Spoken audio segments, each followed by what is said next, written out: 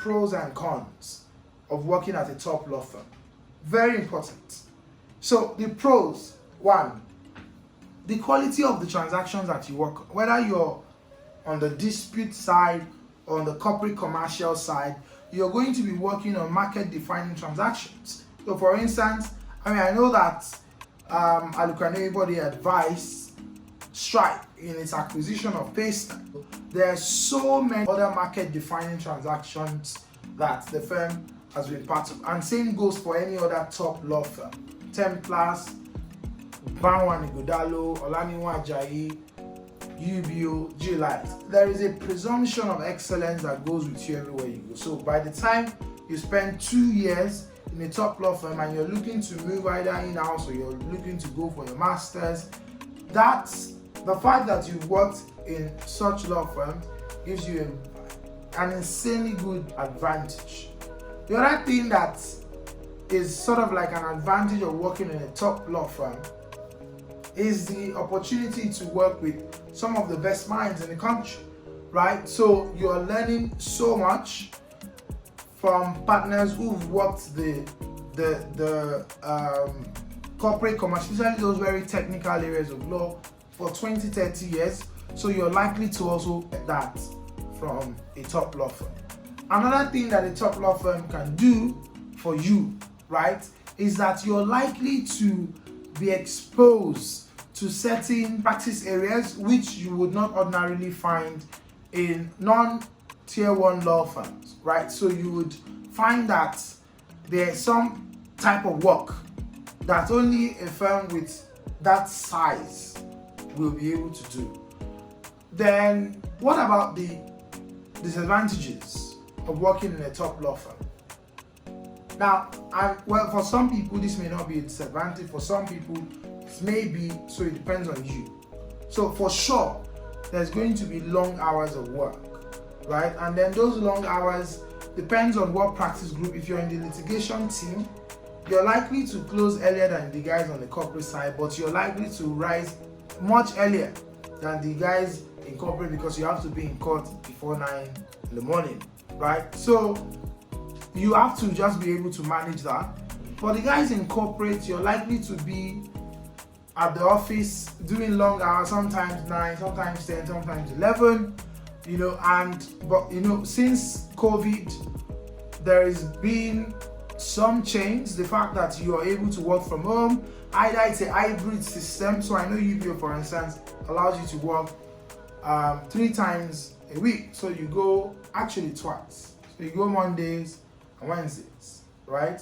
And then for Olaniyan, you actually have the option to work from home fully. Alukanebody, you work from home 1 week in and 1 week out.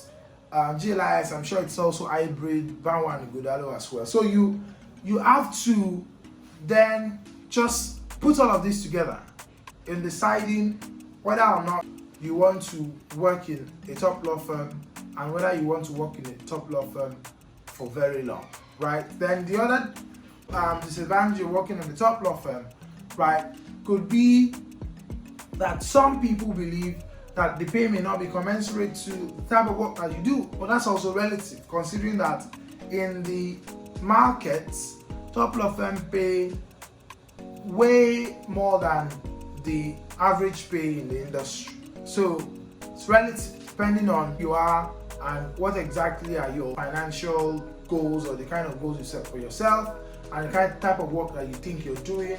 So that could also be a disadvantage, some people.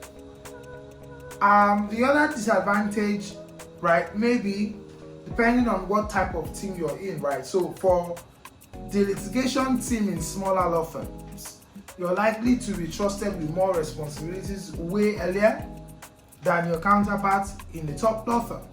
So in a top law firm, however, if you show to yourself to be extraordinary, the partners will start to trust you with higher responsibilities right from even your NYSC year, right? So for the litigation guys, especially in the top law firm, you may not be allowed to handle trials on your own or appear before by superior courts, maybe the Court of Appeal or the Supreme Court. You may not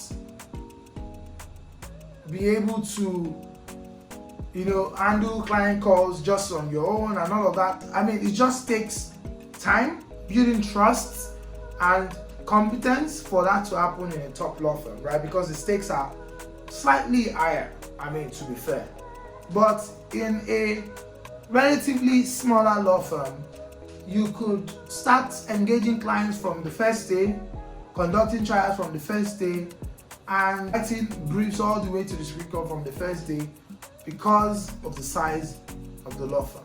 So these are some of the factors that you may want to consider when picking whether to start your career, and for those who already have offers from the top law firm. So what exactly are you looking to do with your degree, right? Or rather with the experience. So are you looking to work within the next 10 years and make partner in 10 years or less? Do you want to gain so much experience or as much as possible, then go for your master's degree and come back to Nigeria? Are you looking to gain great work experience and then leverage it into a position in-house? Or are you looking to leverage that experience, go for a master's and then apply for a job in a Magic Circle law firm? Whatever it is, starting your career in a top law firm puts you in a very good stead. However, if you're in the other bucket, for those who will be starting their careers in a non-law firm or in a law firm of a relatively smaller size, so what are the advantages? What are the pros and cons? I'm going to share that in the next video. Thank you guys, and please share with your colleagues.